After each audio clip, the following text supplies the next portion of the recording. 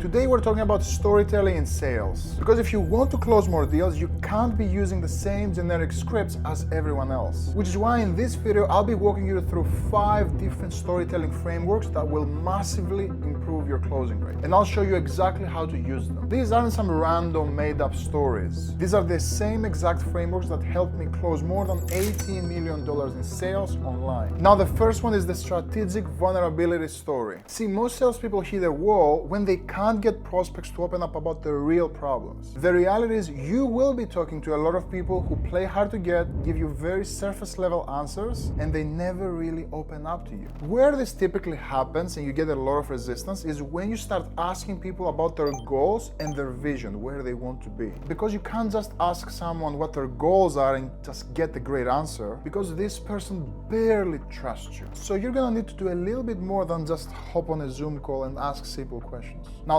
that's where this framework comes in. Because if you want someone to be vulnerable with you, you have to be vulnerable with them first. So here's how to actually use the framework. First, you call out their hesitation without being pushy. But you don't say, "You're not being honest with me," or anything that might sound aggressive. Instead, you say something like, "I totally get that. I was in a similar spot like you," which allows you to create that safe space right from the beginning. Then you share your own vulnerable moments related to what you're asking them about. For example, you might say, "I was laser focused on hitting my first million. I was waking up every morning and the only thing in my mind was, I need to hit that million. I need to hit that million." And what you're doing here is you're showing them that you've been in the trenches too. Next, you show the emotional impact of that moment. This is when you get real and really open up about your personal life. You say, "And then I finally did it. I hit that milestone, and you know what? That emotional honesty is what breaks down their walls." Then after that, you reveal what you learned from the experience. So you can say something like this: "That's when I realized something crucial about myself.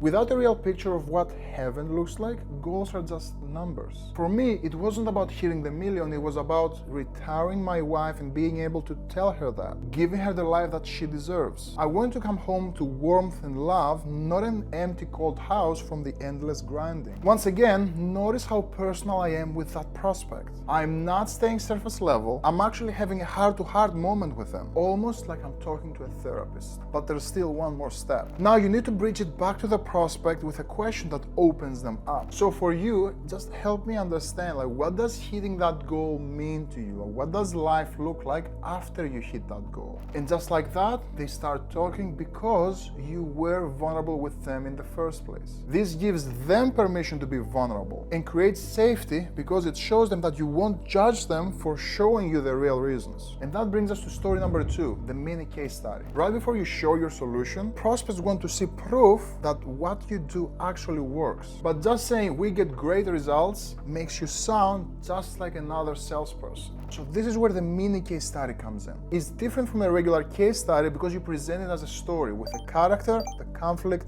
and a resolution. And there are only 5 steps to it. You introduce someone similar to your prospect, you describe their problem, you show the turning point and when they decided to act, you reveal their transformation, and then you connect it back to why you're sharing this in the first place. The reason this works so well is that it's something that no one can argue with. It happened and there is no denying it. And the best part is they start to picture themselves in that exact situation. So it builds credibility without rambling about futures or benefits. Let me run you through a real life example. First, you introduce the character. And ideally, this should be someone similar to your prospect. Don't just make up random people. First off, you say something like, "Before I show you exactly what it looks like, let me tell you about Sarah. She runs a digital marketing agency just like yours, around $2 million in revenue." This way, you're immediately creating a connection between their two situations. Then you describe the character's problem and mirror your prospect situation as close as possible. So you explain, she was stuck in this cycle where she was closing every single deal.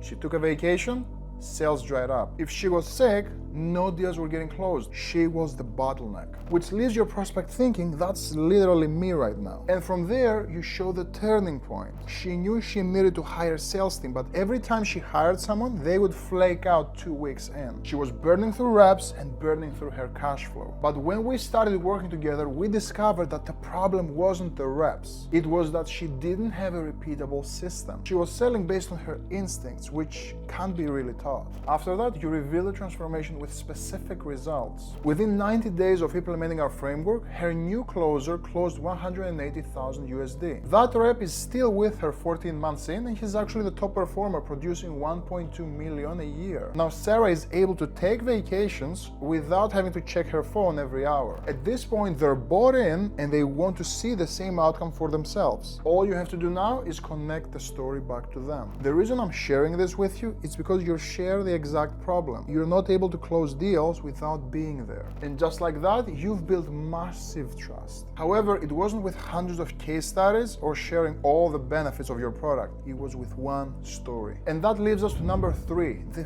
failure story. And this is something that I'll use during objection handling when the prospect has a fear of failure. They'll say things like, I've tried things like this before and they didn't work, which is just fear talking. The failure story makes setbacks feel normal and frames them as a necessary step to success. And when you share the story of someone successful, it shows them the lessons that failure taught them to bring them where they needed to be. And then you bridge it back to their situation and you show them that avoiding failure is the biggest risk they can take. Now, here's how you use it. First, you make it known that you understand their fear or objection without making it disrespectful. You can say something like this: I totally hear you and it makes total sense you're feeling that way based on your previous experience. All you're doing here is positioning yourself as someone who's there to help them, not sell them. And then you share a failure story, either your own or from someone successful. You might want to talk about Michael Jordan. You know who else failed for the exact same thing they're now famous for? Michael Jordan. He actually got cut from his high school varsity team. The coach told him that he just wasn't good enough. Can you imagine that? The greatest basketball player of all time being told that he wasn't good enough for a high school varsity team. Next, you highlight the lesson that was learned. So for the Michael Jordan story, you can explain, but here's what Michael did differently.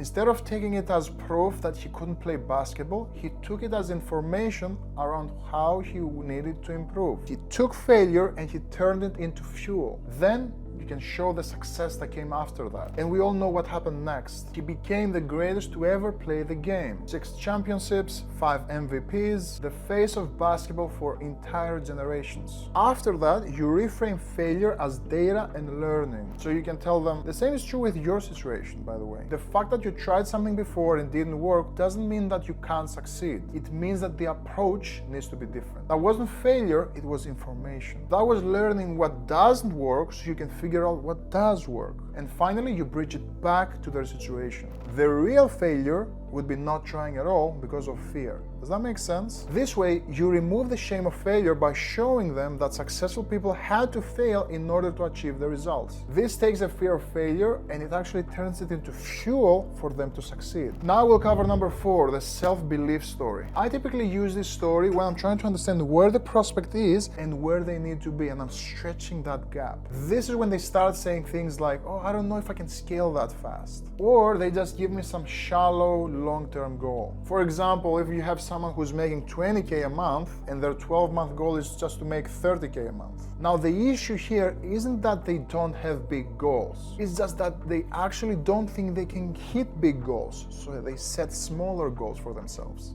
That's when this story comes in. It helps prospects make decisions from a place of where they need to be and their goals instead of from a position of fear. You show them that you were exactly where they are and the mindset shift that needs to happen so they can get there. Then you give them the choice of whatever path they want to take. So first, create the identity. I was exactly in the same position as you a few years ago. My business was struggling. I was about to lose everything I've ever built. Someone offered me a program that could help, but it was $15,000. That was a huge stress for me at the time. It felt like a risk I just couldn't afford to take. Then you share that exact moment of doubt. I was paralyzed, so I called my wife and I asked her, what should I do? This way, you're showing them that you've been in that exact state of not knowing how to commit. Next, you reveal the question or perspective that changed everything. And it was then that my wife asked me one question: what would you do if you couldn't fail? That hit me like a wall of bricks, because I realized I was making the decision from a place of fear. I was asking myself, what if this doesn't work? And instead, I needed to ask myself,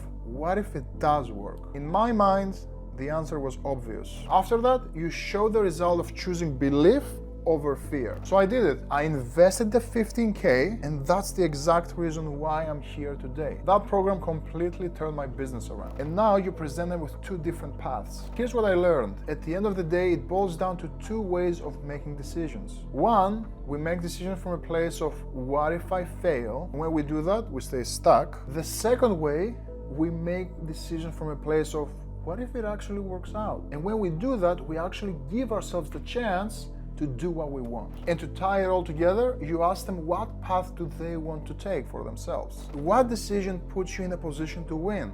Not the easiest, not the safest, but what decision do you have to make to put yourself in a position to win? This takes that self-doubt and turns it into a choice. They can either step into a new mindset that will get them to where they want to go, or they can choose to stay stuck where they are now. Number 5, we have metaphors and analogies. Here we actually have two frameworks. One, when they're acting from a place of uncertainty, and two, when they're stuck thinking about the decision. And we'll tackle both of them by using metaphors and analogies. Because these metaphors break through logic and help prospects think about their situation from a new perspective. And the best part is the prospect doesn't feel like you're selling them. Now, the first one is the pilot metaphor, and you can use it when prospects need to know every single detail about what you sell. Then the second one is the commute metaphor, which you use when prospects keep telling you I need to think about it and they're paralyzed from the decision. Now, first up is the pilot metaphor. You set it up by saying, I totally get that you want to know how everything works.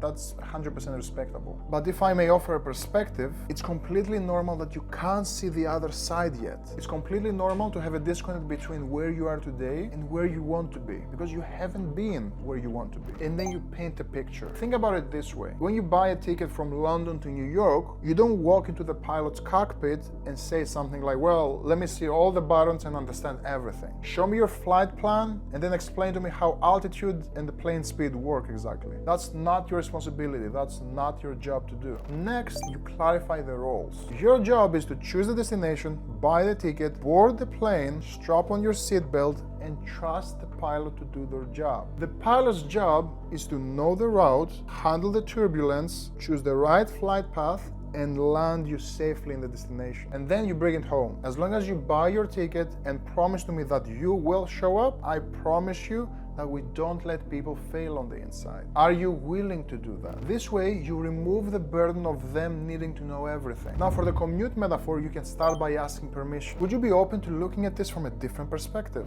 Then you set the scene. Okay, imagine this. Every day you drive to work and you take a specific route that takes 2 hours. And you absolutely hate this commute. Traffic, construction, stress, the whole thing. Next, you introduce the shortcut. Now imagine someone comes to you and said, hey, I'd love to show you a shortcut. Instead of wasting 2 hours, this route only takes you 30 minutes. Same destination, way less pain. That would help you out, right? Then you show them how absurd their current frame of thinking is. Now suppose you said, you know what? It's cool that you have a shortcut, but I actually like this route. It takes more time. I know I hate it, but I'll keep taking that route because that's how I've always done it. Even though there's a better way. Would that make any sense to you? Let them answer.